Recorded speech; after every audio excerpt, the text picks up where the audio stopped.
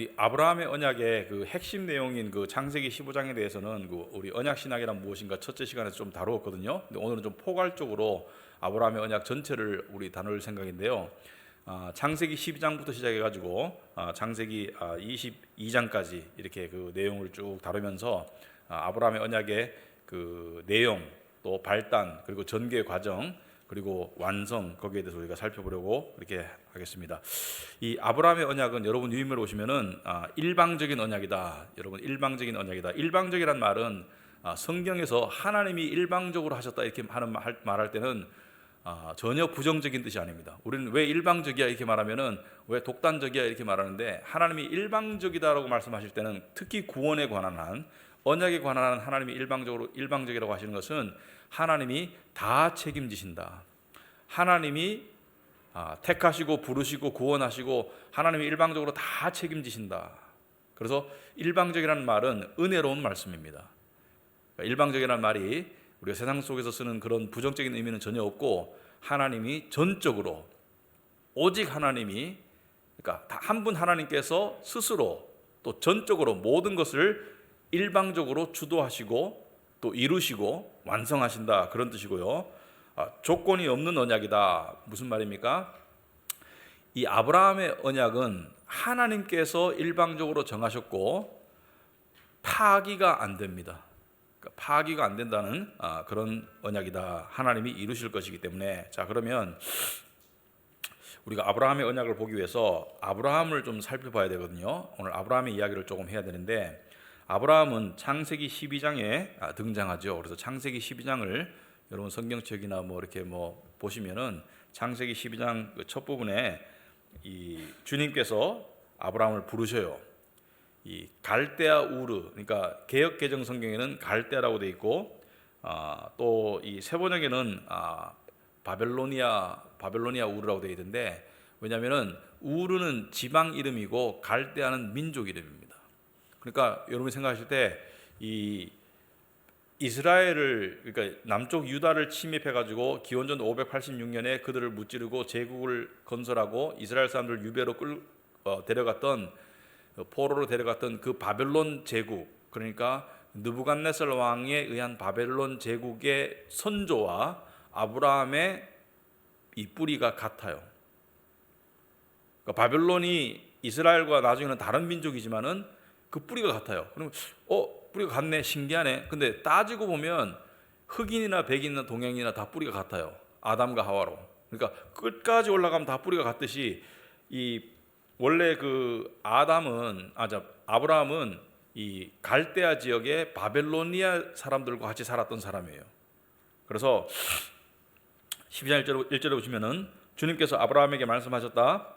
너는 네가 살고 있는 땅과 네가 난 곳과 너의 아버지의 집을 떠나가서 내가 보여주는 땅으로 가거라. 자, 이 하나님께서 네 본토 아비 집을 떠나가라. 본토를 떠나라.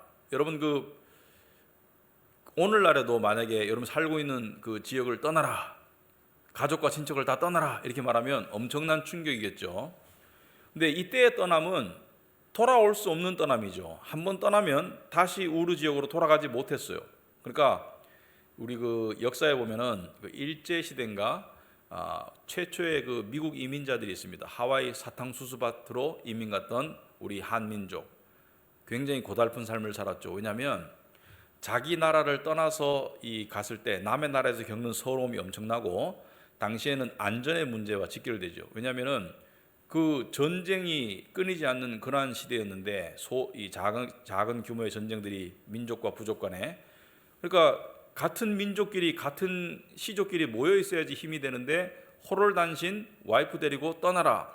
이것은 굉장히 위험을 암시하고 그리고 미래에 대한 불확실성을 암시하는 것인데, 여기서 하나님께서 내가 보여주는 땅으로 가거라 이렇게 했는데 아브라함이 순종해서 갔어요. 그래서 사람들이 아브라함이 이 믿음으로 순종해서 갈 바를 알지 못하고 떠났다 이렇게 이제 히브리서도 나오고 있긴 한데, 사실 깊이 들여다보면 이것은 인간의 의지로 선택할 수 있는 선택의 영역이 아니고 거부가 불가능한 하나님의 부르심입니다.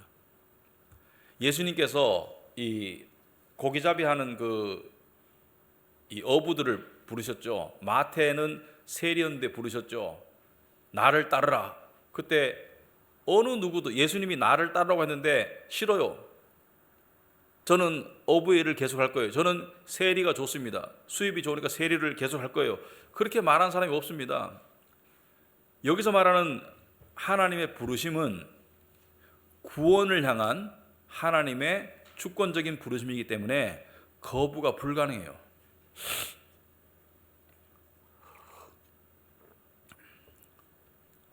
자, 내가 너로 큰 민족이 되게 하고, 지금 아브라함과 그 와이프 사라는, 여러분 그 아브라함이 처음으로 부름을 받았을 때가 70대 중반, 75세 정도 되는데요.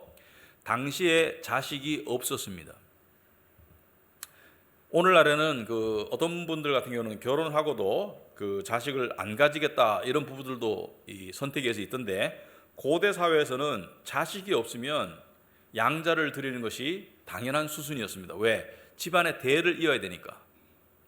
그래서 친족 중에서 양자를 드리는 것이 일반적이었고, 나중에 보시면은 아브라함은 친족이 없잖아요. 가나안 땅에 갔을 때. 그래서 종 중에, 자기가 데리고 있는 종 중에 똑똑한 아이 하나를 양자로 드리려는 계획을 가지게 돼요. 그러니까 당시에 자식이 없으면 이것은 굉장히 근심거리인데 70대 중반까지 자식이 없었어요.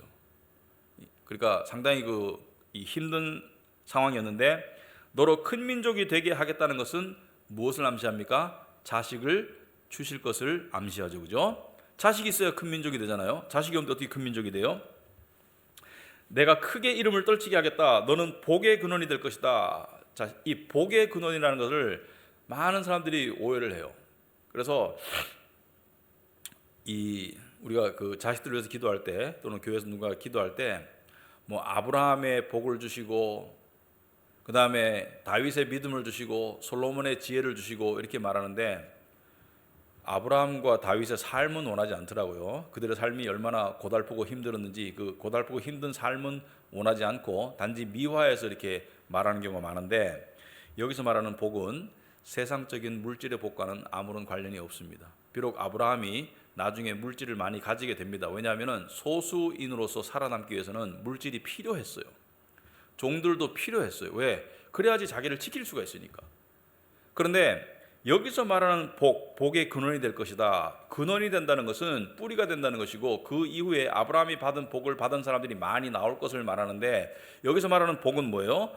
우리가 아브라함의 믿음의 자손이라고 볼 때 여기서 말하는 복은 구원의 복을 말하죠. 구원의 복을 말하는 것이지 세상의 복을 말하는 게 아니에요. 그래서 여기서 말하는 복은 구원의 복을 말하고, 아브라함이 믿음의 조상이 되는 것을 말하고, 믿음으로 의한 구원을 말한다. 그래서 3절에 너를 축복하는 사람에게는 내가 복을 베풀고 너를 저주하는 사람에게는 내가 저주를 내릴 것이다. 무슨 말입니까? 내가 너와 함께하고 너를 지킬 것이다.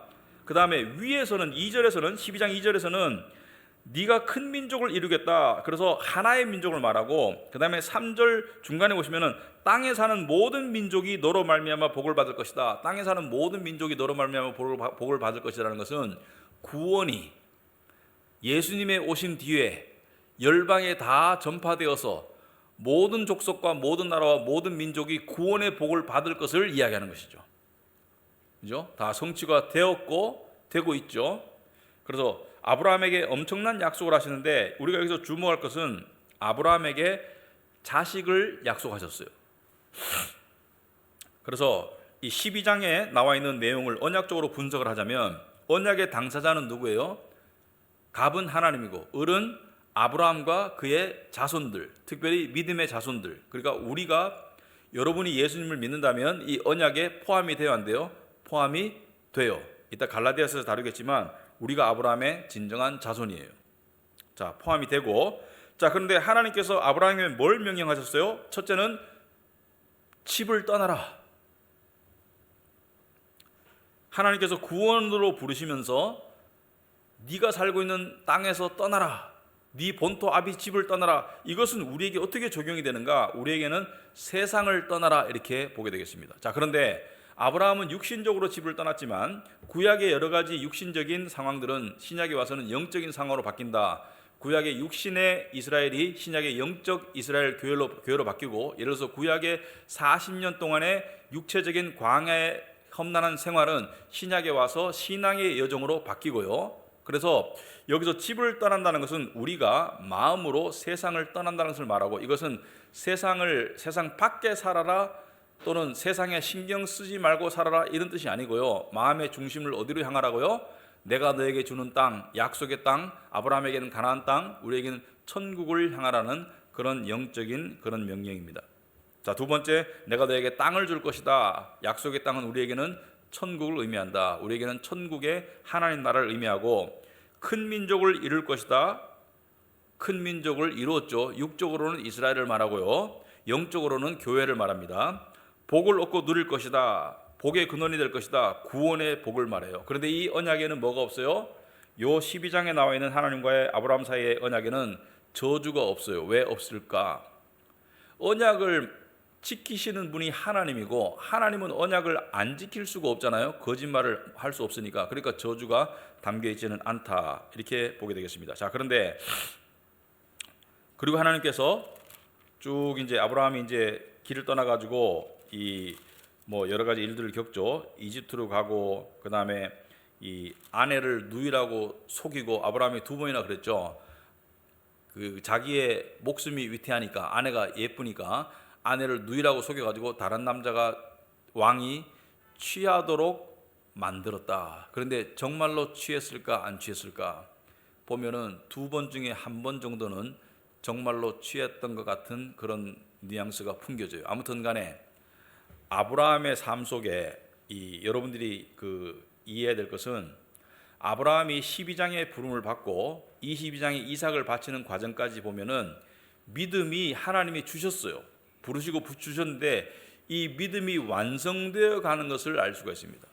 이것은 무슨 말이냐면은, 하나님은 믿음을 주시고 구원하시지만 그 믿음을 통해서 사람을 믿음의 사람으로 완성해 가시는데, 아브라함의 12장과 15장에 이렇게 나타난 것을 모습을 보면, 특히 아내를 누이라고 속이고 이렇게 하나님을 믿지 못하고 이렇게 아내의 정절을 이렇게 타협하는 그런 모습, 또는 16장에 가가지고 이스마엘을 낳는 모습, 하가를 통해서, 이러한 모습들은 믿음에 실족하는 모습들이죠.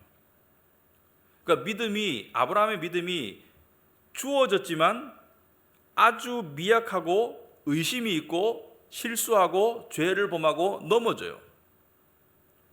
그러다가 22장에 보면은 믿음이 완성되는 모습을 하나님께서 보여주십니다. 그러니까 하나님의 열심히 아브라함의 믿음을 만들어 가신다고 볼 수가 있다. 그래서 우리가 뭐 너무 쉽게 뭐 아브라함을 닮게 해주시고 뭐 다윗을 닮게 해주시고, 닮는 건 좋은데요, 그 닮는다는 것은 과정까지도 닮고 있다는 것을 알아야 된다.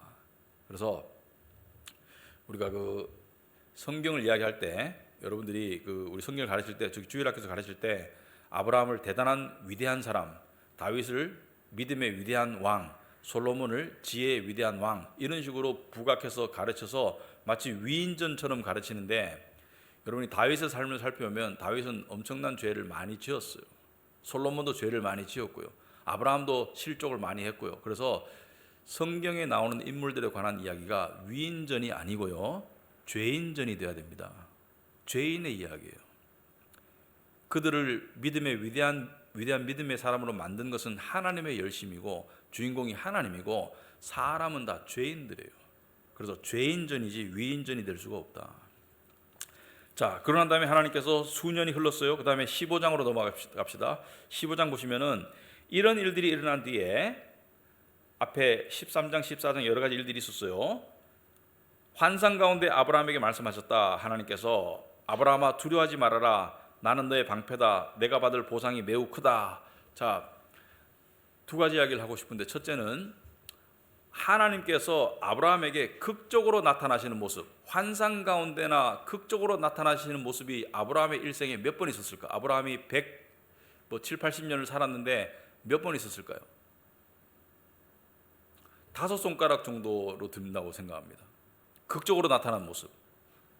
솔로몬의 삶에서 하나님께서 내가 너에게 지혜를 주마 나타나셔가지고 환상 속에서 말씀하신 그런 계시가 몇 번 있었을까요? 역시 다섯 손가락 안에 들 거예요. 다윗의 삶에서도 마찬가지고, 우리는 하나님께서 나에게 극적으로 나타나시는 일이 한 달에 한 번쯤 있었으면 좋겠다고 생각하는데 그거는 엄청난 착각입니다.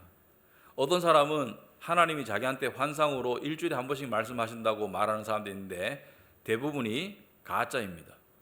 하나님은 그렇게 자주 안 나타나세요. 심지어 믿음의 조상인 아브라함에게도 극적인 모습으로 나타나는 경우는 다섯 손가락 안에 꼽아요.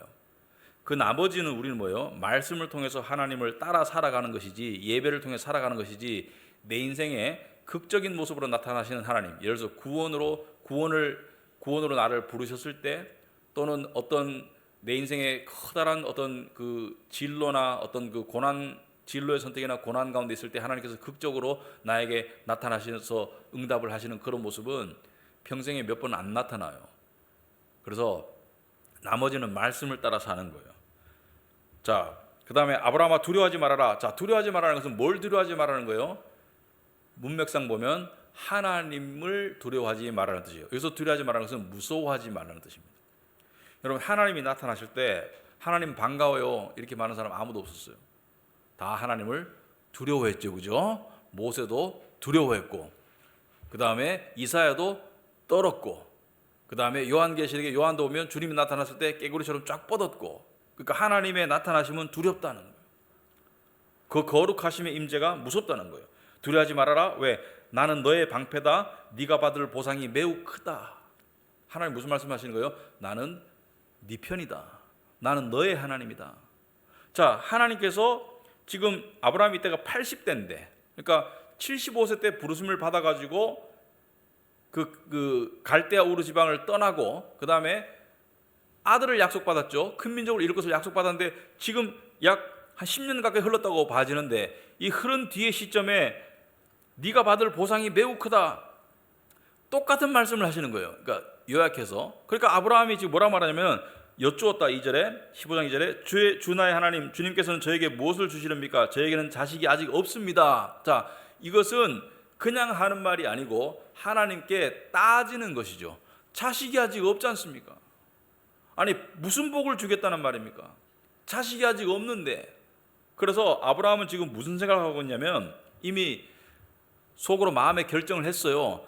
저의 재산을 상속받을 자식이라고는 다마스쿠스 녀석 엘리에셀 뿐입니다. 자기가 데리고 있던 종 중에 다마스쿠스 출신의 엘리에셀이라는 종에게 제가 양자 삼아서 가업을 물려주겠습니다. 주님께서 저에게 자식을 주지 않으셨으니, 3절에 이미 결론 지었어요. 자식을 주지 않으셨으니 이제 저의 집에 있는 이 종이 저의 상속자가 될 것입니다.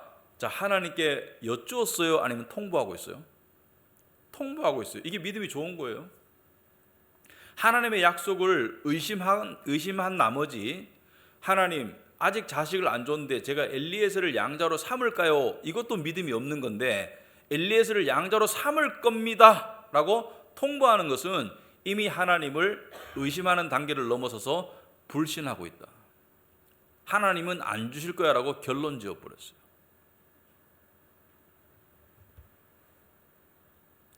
자, 4절에 주님께서 그에게 말씀하셨다. 그 아이는 너의 상속자가 아니다. 원래 얘기를 또 하세요. 너의 몸에서 태어날 아들이 너의 상속자가 될 것이다. 자, 의심과 불신 가운데 빠져있는데 다시 믿음으로 돌리세요. 아니, 양자 세우지 마. 내가 너에게 아들을 줄 거야. 그리고 5절에 아브라함을 데리고 바깥에 나가서 말씀하셨죠. 바깥으로 나가서 하늘을 쳐다보아라. 하늘의 별을 보아라. 네가 셀 수 있거든 저 별들을 다 세어보아라. 너의 자손이 저 별처럼 많아질 것이다. 다시 한번 처음에 했던 약속을 다시 한번 상기시키기 위해서 별들을 세어보아라. 이렇게 되니까 어떻게 돼요? 아브라함이 의심과 불신 상태에서 다시금 믿음 상태로 옮겨갑니다. 여러분, 어떤 일을 간절히 기다리는데 예를 들어서 옛날에 어렸을 때 엄마가, 야, 내가 너한테 좋은 신발 사줄게. 근데 일주일 기다렸는데 안 사줬어요. 그래가지고 엄마 안 사줄 건가? 안 사주겠지라고 생각하는데 엄마가 조금만 더 기다려봐. 신발 사줄 거야. 이렇게 말하면 다시 한번 믿음이 다시 싹 트죠, 그죠? 그래서 믿음이 하나님의 약속의 반복에 의해서 하나님의 약속의 재확신에 의해서 믿음이 다시 싹 텄습니다. 6절에 아브라함이 주님을 믿으니 주님께서는 아브라함의 그런 믿음을 의로 여기셨다. 자, 여기서 말하는 믿음은 믿음의 불씨를 말하지 믿음의 완성은 아니에요. 그렇지만 믿음의 불씨를 하나님이 주시고 그를 의로 여기셨다. 그러면 누가 믿음을 주셨어요? 하나님이. 그리고 누가 아브라함을 의로 여기셨어요? 하나님이. 무엇을 바탕으로? 하나님이 아브라함에게 주신 믿음을 바탕으로. 그러니까 전적으로 하나님이 하시는 거예요.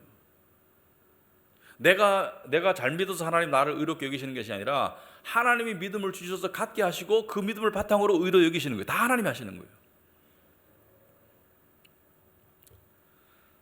그런데 이 아브라함의 믿음은 아직까지도 불완전한 믿음이고 아직까지도 하나님이 주셨지만 자리 잡지 못한 믿음이에요. 그래서 주님께서 그 땅을 8절에 보면 아브라함이 하나님께 다시 묻죠. 우리가 그 땅을 차지하게 될 것을 제가 어떻게 알 수 있겠습니까? 증거를 보여주세요. 이것은 확실히 믿는 믿음은 아니죠. 증거를 보여주세요. 그때 하나님께서 아브라함과 언약식을 맺죠. 제가 조직신학 첫 번째 시간에 이 부분을 다루었죠. 3년 된 암염소, 3년 된 암송아지, 3년 된 순양, 산비둘기 한 마리, 집비둘기 한 마리 이렇게 가져와라 하니까 아브라함이 짐승들을 쪼갰죠. 마주보도록 쪼개놨어요. 그 가운데는 피가 흥건하게 흐르고 이야기는 첫째 시간에 자세하게 했기 때문에 더 이상 자세하게 할 필요는 없겠죠. 그 쪼갠 고기 사이로 누가 지나갔어요? 하나님이 지나가셨어요. 그죠? 하나님이 횃불의 모습으로 지나가셨다. 이게 고대 근동 지방에서의 전형적인 언약식의 모습이었다. 고대 근동 지방에서 주근과 가신이, 그러니까 갑과 을이 언약식을 맺을 때 을은 갑에게 충성을 맹세하고 조공을 바칠 것을 맹세하고 갑은 을을 지켜줄 것이다. 내가 너를 지켜주마. 그래서 그 당시에 수많은 크고 작은 왕들이 있었기 때문에 서로 합종 연행해가지고 전쟁에서 이기기 위해서 자기를 지키기 위해서 언약을 맺었는데 그 언약의 조건이 뭐예요?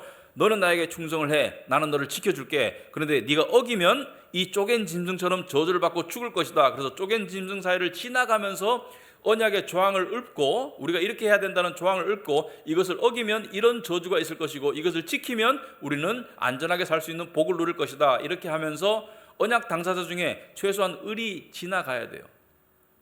그런데 이 언약식에서는 누가 지나가요? 하나님이 지나가시죠. 그죠?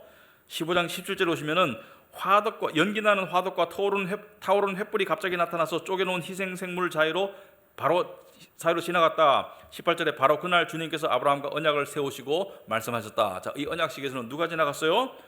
횃불이 갑자기 나타나서 하나님의 임재를 상징하는 횃불이 쪼갠 고기 사이로 지나갔다는 것은 아브라함이 어기게 될 언약 파기에 대해서 누가 저주하겠다는 거예요?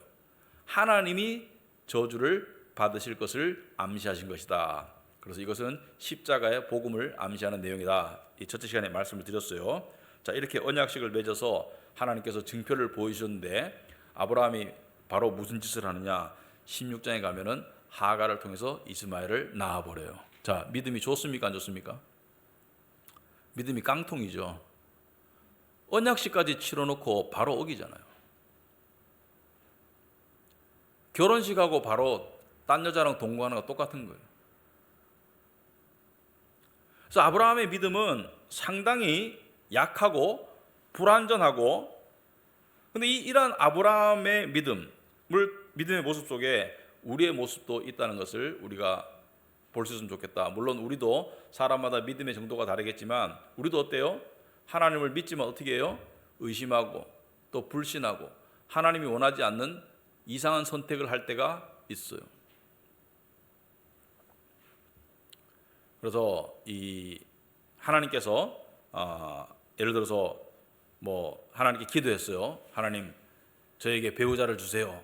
근데 좀 기다리다가 하나님께서 응답을 안 하시니까 이상한 선택을, 믿지 않는 사람을 선택한다든지 이래가지고 고생하는 사람도 있던데,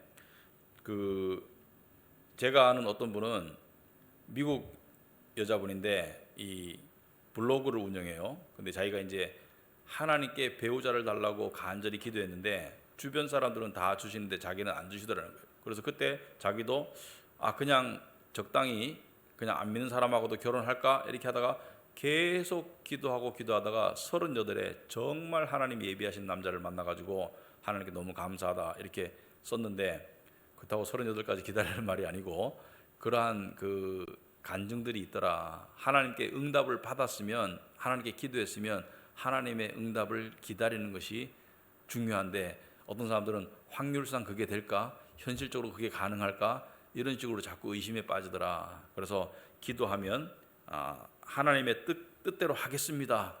하나님이 이뻐하실 것 같아요. 세상의 시류를 쫓지 않고 내가 하나님의 뜻대로 살아가겠습니다. 그런 기도는 하나님께서 거의 대부분 저는 들어주신다고 생각합니다.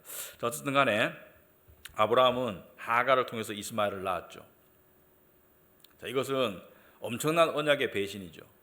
그러니까 하나님의 약속을 믿지 않고 자기가 그냥 마음대로 저질러 버렸죠. 자, 그런데 하나님께서는 나중에 어떻게 해요? 끝끝내는 하나님께서 아들을 주시죠. 그리고 이스마엘을 어떻게 해요? 하갈과 이스마엘을 쫓아내라고 하시죠. 그 쫓아내는 과정에서 아브라함은 엄청난 상처를 입었어요. 그러니까 하나님의 뜻에 반하는 잘못된 선택은 결국은 상처로 돌아옵니다. 자, 그리고 이 아브라함과 하나님, 그리고 아브라함의 자손들 사이에, 육적인 자손들 사이에 맺어진 언약의 징표로서 주신 것이 창세기 17장에 보시면 할례입니다. 난지 8일 만에 모든 남자는 할례를 받아라. 그런데 신약에 오면 뭐예요? 할례나 무할례나 다 소용없다. 마음의 할례가 중요하고, 이 할례가 신약에 오면은 무엇으로 바뀌어요? 아브라함의 언약의 징표는 할례인데 신약의 새 언약의 징표는 세례입니다. 그래서 구약의 할례가 신약의 세례가 되는 거예요. 자, 어쨌든 간에 그러고 난 다음에 하나님께서 아브라함이 99세 때 다시 나타나시죠. 그래가지고 내년에 네가 아들 낳을 거다. 그러니까 아브라함과 사라는 이제 웃었죠, 그죠? 너 웃었지? 그러니까 안 웃었다고 또 거짓말도 하고. 그러니까 왜 웃어요? 지금 생물학적으로 불가능해요. 생리가 끊겼어. 생리가 끊긴 지 오래됐고 둘 다 나이가 많아.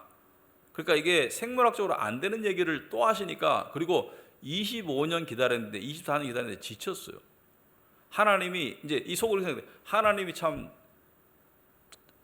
불경스럽지만 거짓말도 너무 자주 하시네, 이렇게 생각했을 것 같아요. 반복적으로 하시네. 75살 때 약속해 놓고 그 다음에 또 준다고 하늘의 별처럼 많게 준다고 해놓고, 지금 하갈과 이스마엘 다 낳고 지금 데리고 살고 있는데 아들을 지금 생리도 끊겼는데 준다고 속으로 비웃었는 거예요. 하나님을 향한 비웃음이었어요. 그런데 뭐예요? 진짜 아들이 태어나죠. 이삭이 태어납니다. 그리고 금이야 오기야 키우겠죠. 하나밖에 없으니까 어떻게 될까 봐. 그리고 하갈과 이스마엘은 쫓아내고 금이야 오기야 키우는데 22장에 어떻게 돼요? 언약의 시험이 닥치죠. 하나님께서 주신 믿음을 향한 시험이 닥치죠. 그래서 22장에 이삭을 바치라고 하나님께서 말씀하시죠. 그 내용을 한번 보겠습니다. 창세기 22장 1절에 보시면은, 이런 일이 있은 지 얼마 뒤에 하나님이 아브라함을 시험해 보시려고 그를 부르셨다. 무엇을 시험하려고? 믿음을. 근데 이 22장에 아브라함이 이삭을 바치는 내용은 여러분들이 복선이 깔려 있다는 것을 알아야 돼요. 복선이. 무슨 복선이 깔려 있어요? 복음의 복선이 깔려 있다. 그러니까 이 이삭을 바치는 내용 속에 진짜 아들을 바치신 하나님의 복선이 깔려 있다. 그 복음의 이야기에 복선이 깔려 있다. 그래서 하나님께서 아브라함아 하고 부르시니 아브라함은 예 여기 있습니다. 자, 아브라함은 여러 민족의 아버지, 이런 뜻이에요. 하나님이 말씀하셨다. 너의 아들, 네가 사랑하는 외아들 이삭을 데리고 모리아 땅으로 가거라. 내가 너에게 일러주는 산에서 그를 번제물로 바쳐라. 자, 여기 보면 언어가 너의 아들, 네가 사랑하는 외아들, 이게 뭐예요? 예수님을 향한 하나님의 말씀이셨죠. 이는 내 사랑하는 아들이다. 독생자를 주셨으니 복음의 복선이 깔려 있는 것을 여러분이 볼 줄 알아야 돼요. 그리고 모리아 땅은 예수님께서 십자가에 못 박히신 그 골고다 언덕과 같은 산맥이에요. 그리고 거기서 번제물로 바치라는 것은 십자가의 제물로 바친, 대속의 제물로 바치신 예수님을 암시한다고 여러분들이 보시면 되겠습니다. 자, 이 말을 들었을 때 아브라함은 어땠을까요? 첫째는 금이야 오기야 하는 외아들을 번제물로 바친다는 것이 이게 가능한 일이에요? 너무 소중한데 나에게, 나의 전부인데.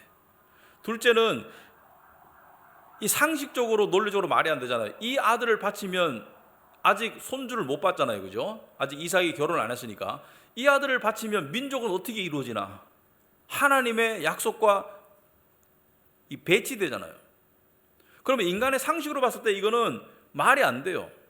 그런데 믿음이란 뭐냐면 우리가 일반적으로는 상식과 어떤 합리성에 의해서 살아가지만 때로는 하나님을 믿는다는 것은 나의 이해, 나의 생각을 전면으로 배치하는 어떤 상황을 향해서 하나님이 나아가라고 할 때 나아가는 것이 믿음입니다. 물론 하나님의 그런 사인이 없는데 비상식적인 행동을 하는 것은 그거는 미련함이죠. 그런데 하나님께서 가라고 하실 때, 저는 여러분들도 그런 것이 있을 수 있겠지만 저는 개인적으로 생각해 봤을 때 여러 가지 그런 경우들이 간혹 있었는데, 저는 서울의 잠실에 교회를 개척할 때 잠실에 아는 사람이 하나도 없었습니다. 그런데 하나님이 교회를 개척하라는 그 사인을 주셨을 때 그때 믿고 갈 수밖에 없었어요. 하나님께서 우리에게 어떤 것을 요구하실 때 내 생각과 내 어떤 그 상식을 넘어서는 걸 요구할 때 우리가 그것을 쫓아가야 된다는 확신이 들 때 그것이 믿음이다. 자, 그런데 아브라함이 3절에 보면 다음날 아침에 일찍이 일어났어요. 자, 일찍이 일어났다는 것은 두 가지를 암시합니다. 첫째, 밤에 잠을 잤을까요? 외아들을 바치라는데 잠이 오겠어요? 여러분 같으면 잠이 오겠어요? 잠이 안 오죠. 둘째는 뭐예요? 즉각적인 순종을 말합니다. 며칠 생각해 보지 않고 즉각적으로 순종하고 있는 모습을 말합니다. 3절에 나귀의 등에 안장을 얹었다. 그런 두 종과 아들 이삭에게도 길을 떠날 준비를 시켰다. 자, 두 종과 아들 이삭에게 길을 떠날 준비를 시켰다. 여러분 이 등산가들 보면, 산악 등산하시는 분들 보면은, 전문가들 보면은 이 짐꾼들이 있죠, 그죠? 짐꾼들이 등산 코스 이렇게 그 밑에까지 와가지고 도와주고 그다음에 등산가들은 산을 올라가잖아요. 마찬가지로 아브라함은 이제 이 당시에 좀 재물이 있었기 때문에 종들을 2명을 데리고 이삭을 데리고 이제 길을 떠날 준비를 하는데 이게 3일 길이에요. 3일 길이니까 좀 먹을 음식도 준비하고 여러 가지를 준비를 했겠죠. 텐트도 준비하고 그다음에 번제에 쓸 장작을 다 쪼개 가지고서 장작까지 다 준비해 가지고 그는 하나님이 그에게 말씀하신 그곳으로 길을 떠났다. 자, 22장 4절을 보시면은 사흘 만에 아브라함은 고개를 들어서 멀리 곳을 바라볼 수 있었다. 자, 사흘 걸린 길이었다. 이것도 복선이 깔려 있죠. 예수님의 십자가가 3일이죠, 그죠? 그래서 이 여러 가지 제가 아까 말씀드렸듯이 이 아브라함이 이삭을 바치는 이 속에는 복음의 복선이 분명하게 깔려 있어요. 자, 그런데 5절 보시면은 그는 자기 종들에게 말하였다. 종들에게 뭐라고 말합니까? 밑에서 기다리고 있을 두 종들에게 말하죠. 내가 이 아이와 저리로 가서, 이 저리로 가서는 산 위를 말하겠죠. 예배를 드리고 너에게로 번제를 드리고 예배를 드리고 너에게로 함께 돌아올 것이 이게 굉장히 중요합니다. 함께 돌아온다. 영어로 we will come back. 그죠? 상식적으로는 이삭을 바치고 나면은 내가 돌아올 것이 이렇게 말해야 되는데 이 아이와 함께 돌아온다는 것은 아브라함은 지금 어떤 믿음을 가지고 있는 거예요? 아브라함은 지금 앞으로 일어날 일을 자세히는 몰라요. 하나님이 이 순양을 예비한 것을 몰라요. 이 상태에서는 어떤 믿음을 가지고 있는 거예요? 부활의 믿음을 가지고 있는 겁니다. 아들을 죽여서 바치면 하나님이 다시 살려줄 것이라는 믿음을 갖고 있는 거예요. 지금 3일을 걸어가면서 아브라함이 속으로 생각해 보니까 이건 하나님의 약속과 배치되는 이 번제를 바친다는 것은 이 아이를 번제로 바치더라도 하나님께서 다시 살려주겠지, 이 믿음을, 부활의 믿음을 갖게 되었음을 알 수가 있다. 그러니까 3일간의 여정 속에 아브라함은 많은 생각을 하는 가운데 그 결론에 도달했던 것 같고, 그래서 종들에게 말하기를 We will come back. 우리가 함께 돌아올 것이다. 여기서 우리는 자기와 아들 이삭이 돌아올 것을 말하죠. 그래서 아브라함은 내가 죽여서 번제로 바치면 생명의 하나님께서 다시 살려줄 것을 믿고 있었던 것 같아요. 그리고 6절에 보시면은 번제에 쓸 장작을 아들 이삭에게 지웠다. 번제에 쓸 장작을 아들 이삭에게 지웠다. 자, 아들이 장작을 지고 올라가죠. 이것은 무엇을 암시합니까? 십자가를 지고 올라가신 예수님을 암시한다. 십자가를 지고 예수님이 골고다 언덕을 올라가셨다. 여러분, 그 예수님이 십자가를 지시고 하실 때 기진맥진하셔가지고 그 주변에 있던 사람 중에 이름이 뭐였죠? 시몬인가? 하여튼 뭐 이름을 어떤 사람을 이렇게 강제로 딱 해가지고 나무를 십자가를 지게 했죠. 근데 많은 사람들이 생각하듯이 예수님은 그냥 걸어가시고 이 어쩔 수 없이 붙잡힌 사람이 십자가를 지었다. 그 이름이 뭐죠? 제가 정확히 기억이 안 나는데 나중에 찾아보겠습니다. 어쨌든 간에 그 사람이 십자가를 지고 올라갔다? 그게 아니에요. 십자가형에 쓰인 십자가 나무의 무게를 한번 생각해 보세요. 일반 나무는 부러집니다. 엄청나게 튼튼한 나무예요.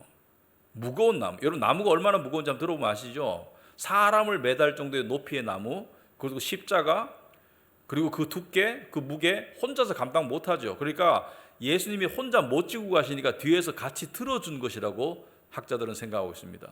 어쨌든 간에 나무를 지고 올라가신 예수님, 십자가를 지고 올라가신 예수님, 나무를 지고 올라가는 이삭, 그 나무는 무슨 나무예요? 자기를 죽일 나무예요. 그죠? 십자가는 예수님이 죽을 것이고 이삭의 나무는 이삭을 태울 나무죠. 현재까지로 봐서는 번제로 태울 나무죠.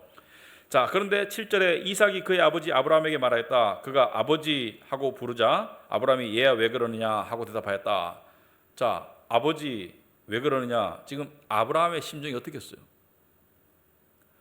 아들이 무슨 말을 할까 겁도 날 것 같아요. 마음이 아릴 것 같아요. 번제에 쓸 장작은 여기 있는데 번제에 바칠 어린 양은 어디 있습니까? 당연한 질문이죠. 아니, 양이 없잖아요. 나무는 차라리 산에 올라가서 베서 하면 되지만은 양은 갑자기 구할 수 있는 게 아니잖아요. 양이 없잖아요. 그죠? 양은 야생동물이 아니잖아요. 양은 가축이지. 자, 이것은 복음의 복선에 연결해 볼 때 이거는 아버지의 마음을 엄청나게 아프게 하는 질문이죠. 엄청나게 아프게 하는 질문이죠. 예를 들어서 여러분이 자식을 키우는데 이 자식이 중병에 걸렸어요.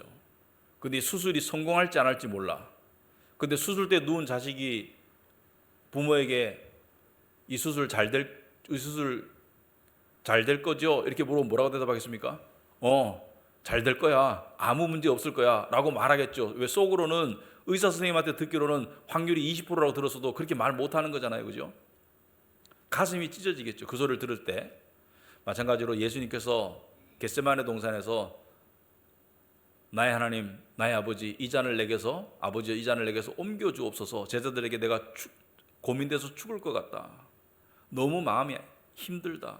이 잔을 내게서 옮겨 주옵소서라고 기도했을 때 하나님 아버지께서 그 기도가 그냥 아무런 이 마음의 어떤 고통 없이 받아들여진 기도가 될까요? 그 아들의 절규가 굉장히 마음이 아프셨겠죠. 아브라함도 마찬가지로 아들의 질문을 들었을 때 마음이 아프죠. 그런데 8절에 보면 얘야 번제로 바칠 어린 양은 하나님이 손수 마련하여 주실 것이다. 이것은 순간을 모면하기 위한 거짓말이라기보다는 하나님이 다 알아서 하실 것이라는 믿음의 표현이라고 봐집니다. 아들에게 지금 사실대로 설명할 수는 없어요. 사실대로 너를 지금 번제로 바치러 올라간다고 지금 상태에서 말할 수가 없어요. 하나님께서 알아서 하실 것이라는 그 믿음의 표현을 이야기하고 있는 것이고, 아브라함 속으로는 내가 너를 죽여도 하나님이 다시 살려주실 거야, 이런 믿음이 있었기 때문에 이렇게 말할 수 있었던 거겠죠. 자, 그런데 산 위에 올라가서 어떻게 합니까? 양은 없어요. 처음에 없어요. 그러면은 나무로 번제의 제단을 쌓죠. 불을 피워서 제물을 태울 제단을 쌓고, 그 다음에 그 위에서 어떻게 했어요? 이삭을 묶어서 제단 장작 위에 올려놓았다. 여러분, 이 말을 들었을 때 뭔가 좀 궁금해야 됩니다. 자, 이삭은 자기를 묶는 모습에 경악했을까요? 안 했을까요? 경악했겠죠. 이게 무슨 뭐 식인종 문화도 아니고 경악했을 거예요.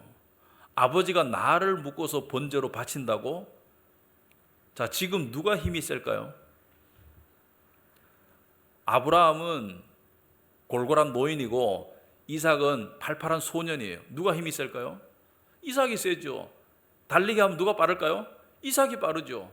그러면은 여러분이 이삭이라면 어떤 행동이 가장 자연스러울까? 아버지, 정신 나가셨어요? 저를 번제로 바친다고요? 그러면서 주랭랑을 쳤을 거예요. 아버지를 밀치고. 그런데 이삭은 순순히 묶이고 순순히 그것을 받아들인다. 예수님을 말씀하시는 거예요. 예수님께서는 십자가에 안 가셔도 돼요. 그러나 죽기까지 순순히 그것을 받아들였을 뿐이에요. 그래서 복음의 복선이 계속 깔려 있어요. 그리고 칼을 들어서 아들을 잡으려고 할 때 주님의 천사가 하늘에서 나타나서 아브라함아 아브라함아 불렀다. 아브라함이 대답하였다. 예, 여기 있습니다. 12절에 천사가 말하였다. 그 아이에게서 손을 대지 말아라. 그 아이에게 아무 일도 하지 말아라. 네가 너의 아들, 너의 외아들까지도 나에게 아끼지 아니하니 네가 하나님 두려워하는 줄 내가 이제 알았다. 두려워한다는 것은 믿음의 언어이죠. 성경에서 두려움이라는 것은 두 가지 종류인데 무서워하는 것과 믿는 것 두 가지 종류인데 여기서 말하는 믿음을 말하죠. 그래서 아브라함이 고개를 들고 살펴보니 숯불 속에 순양 한 마리가 있는데 그 뿔이 숯불에 걸려 있었다. 가서 그 순양을 잡아다가 아들 대신에 그곳으로 번제를 드렸다. 자, 여기에 무엇을 암시해요? 우리 이삭 대신 죽을 순양, 세상 죄를 지고 가는 하나님의 어린 양. 그 다음에 아브라함의 믿음의 순종. 그리고 또 뭘 암시해요? 아브라함은 아들을 안 죽였어도 돼요. 안 죽였어요. 하지만 하나님 아버지는 진짜로 죽이셨어요. 그래서 여기에 복음의 복선이 깔려 있는데 가장 커다란 차이는 아브라함은 아들을 죽이는 단계까지 안 갔어요. 그렇지만 하나님은 아들을 죽이셨어요. 그래서 복음의 복선이 깔려 있고 그런 부분들을 우리가 이해를 해야 된다. 볼 줄 알아야 된다. 자, 아브라함의 언약의 수혜자는 누구인가?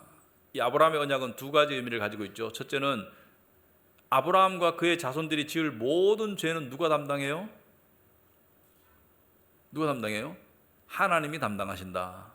하나님이 인간의 모습으로 오셔서 저주를 받으시고 죽으셨다. 예수님이 이 땅에 오셨다. 두 번째는 뭘 암시해요? 이 언약에는 하나님이 믿음을 주시고 구원에 이르는 모든 길을 전적으로 책임지시고 하나님의 열심히 우리의 믿음을 완성시켜 나가실 것이다. 그래서 중요한 결론은 믿음은 구원의 조건으로 주어진 것이 아닙니다. 우리가 믿고 말고의 문제가 아니에요. 믿음은 구원의 근거로 주어지신 거예요. 그렇지만 하나님은 그 믿음이 우리의 삶 속에서 완성되어 가도록 만드세요. 그러니까 우리의 행함이 구원의 조건은 아닌데 구원의 결과로 만들어 가신다. 그래서 우리가 하나님을 더욱더 믿도록 만들어 가신다. 자, 이러한 아브라함의 언약의 수혜자들은 누구인가? 갈라디아서 3장 6절 7절에 보시면은 아브라함이 하나님을 믿음에 그것을 그에게 의로 정하셨다 함과 같으니라. 그런즉 믿음으로 말미암은 자들은 아브라함의 자손인 줄 알지어다. 이것을 유대인들이 오해했습니다. 유대인들은 아브라함이 자기들의 조상이라고 자랑스럽게 얘기했거든요. 요한복음 8장에 보시면은 우리 조상은 아브라함이다. 예수님께서 뭐예요? 너희들이 정말 아브라함의 자손이면 나를 이렇게 대접하지 않을 것이다. 나를 믿었을 것이다. 나를 거역하지 않을 것이다. 아브라함은 나를 믿었을 것이다. 너희들은 누구의 자식이라고요? 너희들은 마귀의 자식들이다. 이렇게 말했습니다. 마귀의 자식들이라는 것은 세상에 속한 자들이다. 그래서 진정한 아브라함의 자손은 누구예요? 바로 믿음을 가진 자들이에요. 인종적으로 유대인이 아니라 내부적으로 믿음을 가진 언약 백성이 되어야 되는데 믿음으로 말미암은 자들은 아브라함의 자손인 줄 알지어다. 그러므로 여러분과 저, 예수를 믿는 여러분과 저의 선조는 단군이 아니고 아브라함입니다. 우리도 아브라함의 자손이에요. 믿음 안에서. 그 다음에 교회가 영적 이스라엘이다. 갈라디아서 6장 14절 16절에 보시면은 그러나 내게는 우리 주 예수 그리스도의 십자가 외에 결코 자랑할 것이 없으니 그리스도로 말미암아 세상이 나를 대하여 십자가에 못 박히고 내가 또한 세상을 대하여 그러하니라. 할례나 무할례가 아무것도 아니로되 오직 새로 지으심을 받는 것만이 중요하니라. 자, 할례나 무할례가 아무것도 아니고 새로 지으심을 받는다는 것은 성령으로 거듭나는 그것이 중요하다. 무릇 이 규례를 행하는 자에게와 하나님의 이스라엘에게 평강과 긍휼이 있을지어다. 여기서 말하는 하나님의 이스라엘은 무엇을 말해요? 유대 민족을 말하는 것이 아니고 유대 민족이든 이방이든 간에 상관없이 예수 그리스도를 믿는 자들을 말하는 거예요. 교회를 말하는 거예요. 그래서 신약에 와가지고는 교회가 하나님의 이스라엘이고 믿는 자들이 아브라함의 자손이 되겠습니다.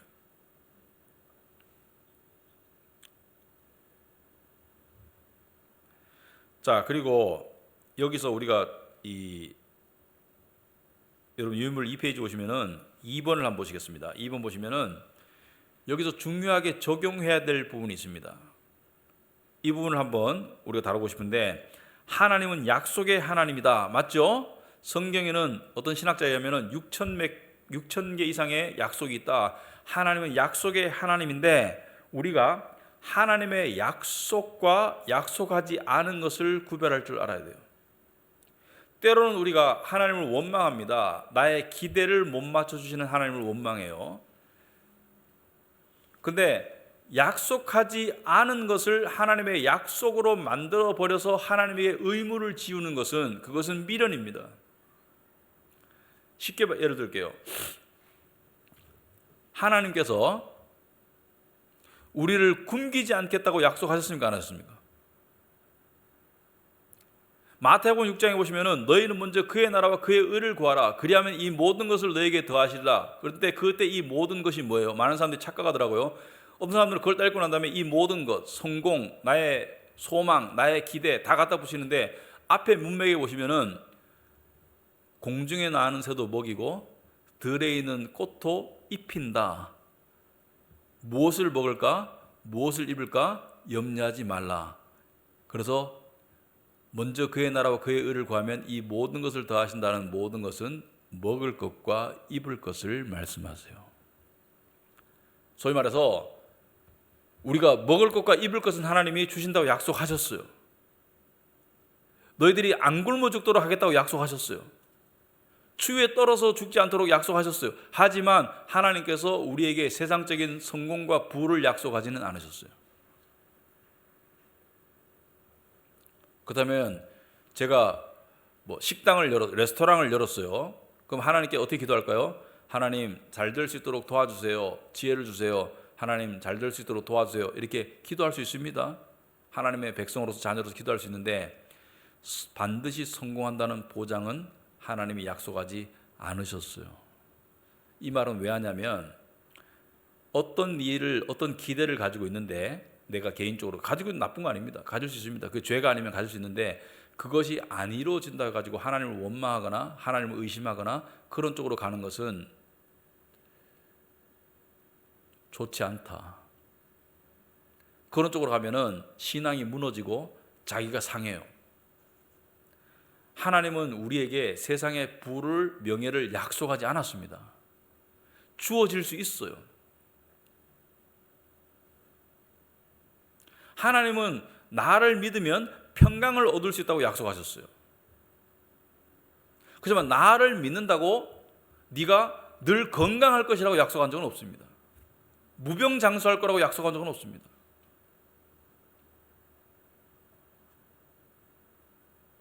나를 믿으면 네가 세상을 이긴다고 약속하셨지, 나를 믿는다고 세상에 고통이 없고 세상에 시련이 없다고 약속하지 않았어요. 그래서 고통과 시련이 없는 삶을 약속하지 않았기 때문에 고통과 시련이 있는 삶에 주어질 때 하나님을 의심하거나 원망하지 마시고요. 고통과 시련이 주어질 때는 하나님이 약속하신 것은 뭐예요? 이 모든 것을 네가 능히 감당할 수 있을 것이다. 너의 약함 가운데 내가 너의 강함이 되마. 네 약함을 자랑하거라. 내가 너의 강함이 되마. 내가 너의 피난처가 되마. 내가 너의 보호자가 되마. 내가 너의 반석이 되마. 내가 너에게 평강을 주마. 내가 너를 지탱해 주마. 그 약속은 하셨어요. 그러니까 지혜가 그걸 분별할 줄 알아야 돼요. 직장 생활을 하고 있는데 주변 사람들이 다 나를 안 괴롭힐 걸 하나님이 약속하지 않았습니다. 어려운 사람들이 네 삶에는 없을 거야 약속하지 않았어요. 그렇다면 시편에 다윗이 원수에 관한 시편을 그렇게 무수히 썼을까요? 그 믿음의 사람이라는 다윗의 삶에서도 원수들이 있었잖아요. 근데 뭘 약속하셨어요? 그 원수들의 잘못된 불의를 네가 이길 수 있도록 해주마 약속하셨어요. 그들을 물리쳐주마 약속하셨어요. 그래서 저는 이게 신앙생활에서 중요하다고 생각합니다. 하나님이 약속하신 일과 약속하지 않은 일을 구별할 줄 알아야 된다. 약속한 일은 철석같이 믿고 약속하지 않은 일은 여지를 두는 것이 중요하다. 그렇지만 약속하지 않은 일 가운데 비록 내가 원하는 일만큼 안 이루어지고 오히려 반대의 길을 가는 한이 있더라도 그 속에서도 하나님의 약속을 적용할 수 있는 것이 하나님께서 승리할 수 있도록 감당할 수 있는 시험만큼만 허락하신다는 것을 약속하셨죠. 우리가 감당할 수 없는 시험은 주지 않는다고 약속하셨죠. 그 약속을 믿고, 그리고 하나님께서 뭐예요? 그러한 가운데 내가 너 함께 할 것을 약속하셨죠. 그것을 믿고, 약속을 믿으면서 우리가 견디고 이기고 승리하고 살아가는 것이지, 이 부분을 조심해야 되는데, 어떤 사람들은 하나님이 약속하지 않은 것까지 땡겨서 내 기대를 약속으로 만들어버리고 하나님이 안 들어주신다고 원망하고 믿음에 그냥 냉담해지더라. 그럼 누구만 손해예요? 나만 손해예요. 열리지 않는 문에다가 내가 머리를 들이받으면 내 머리만 아파요. 하나님이 열어주시는 문을 향해서 나아가는 것이 그것이 맞는 것이지, 하나님이 안 열어주시는데 내가 머리를 들이받고 왜 안 열어주시냐고 하면은 그 나만 손해인 거예요. 그래서 신앙생활 속에서 우리가 성경을 바탕으로 한 지혜가 필요하다. 자, 아브라함의 언약이 우리에게 주신 약속은 뭐예요? 하나님이 부르시고 끝까지 책임지신다. 이거면 충분하지 않습니까? 나의 모든 죄에 대해서는 내가 다 담당하고 하나님이 나의 믿음을 점점 더 만들어 가실 것이다. 그 믿음을 만들어가는 과정이 있을 것이고, 그리고 그 과정 속에서 하나님을 더욱더 신뢰하고 깨닫도록 만들 것이고, 그리고 하나님께서는 반드시 구원을 완성하시는 분이다. 이것을 우리가 믿고 살아가는 것이 중요하다. 그래서 언약 백성으로서의 우리의 가장 큰 특권이자 의무는 하나님의 약속을 믿는 겁니다. 약속하지 않은 것이 아니라 약속을 믿는 거예요. 그래서 나의 기대와 하나님의 약속은 반드시 일치하지는 않아요. 아브라함도 자기가 기대했던 만큼 하나님의 약속이 반드시 이루어지진 않았어요. 그렇지만 하나님의 약속은 반드시 이루어졌습니다. 그래서 약속에 더 비중을 두고 나의 기대는 조금 비중을 덜 두는 것이, 그것이 신앙에서 지혜로운 삶이다. 그렇게 말씀을 드리겠습니다. 예, 기도하고 마치도록 하겠습니다. 하나님 아버지, 오늘도 저희들이 아브라함에게 맺어주신 하나님의 언약을 살펴보았습니다. 하나님께서 정말 아브라함을 일방적으로 부르시고 또 믿음 주시고, 그 믿음을 아브라함의 온갖 실수와 실패와 잘못에도 불구하고 이루어 가시고 완성해 내셨습니다. 우리에게도 동일한 은혜를 주셨음을 믿습니다. 아브라함의 자손으로서, 믿음의 자손으로서 우리도 동일한 언약으로, 동일한 사랑으로, 하나님의 동일한 신실하심으로 우리를 다루어 주실 줄 믿습니다. 그 하나님의 약속을 믿으며 살아가는 저희들 되게 하시고, 우리 세상 속에서 어떠한 고난과 어떠한 난관이 있을지라도 약속의 하나님의 약속들을 믿으며 능히 감당하고 승리할 수 있도록 주님 도와주시옵소서. 예수님 이름으로 기도합나이다. 아멘.